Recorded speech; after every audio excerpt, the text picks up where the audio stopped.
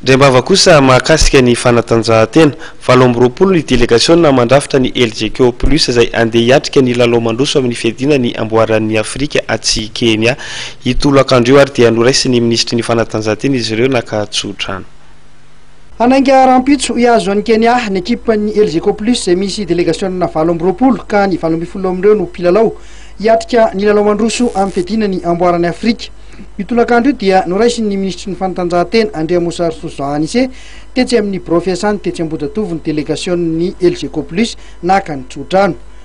Nanome toky ary ny mpanazatra Auguste fa anome ny herin'ny rehetra ny mpilalao hitondrana afandresena mody eto Madagasikara. Mitetika dia moa fomba fiteny dia hoe miaro tena fa ny tena izy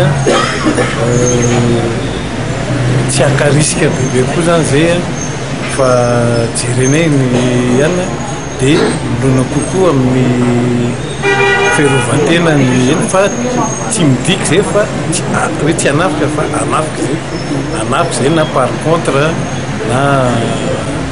na hoe attaque placé ohatra mafeno mifepetra daholo ka aloha ny mpilalao rehetra en forme misaotra an'Andriamanitra fa manao matsa analamanga zay maro dia tsisy nanina fa ho tsara. Efa fatapatatrao ihany ve le adversaire antsika na ny tantara na fomba filalaony?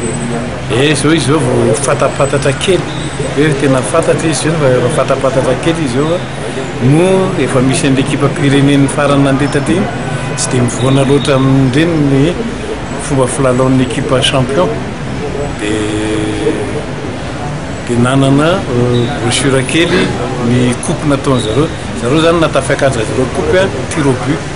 Nambaran'ireo mpilalao ary no amafisiny ireo nandritra ity fotoana ity dia anao zay hoavany izy ireo mba ampidirana baolina mba amora ny lalao moderna eto Madagasikara.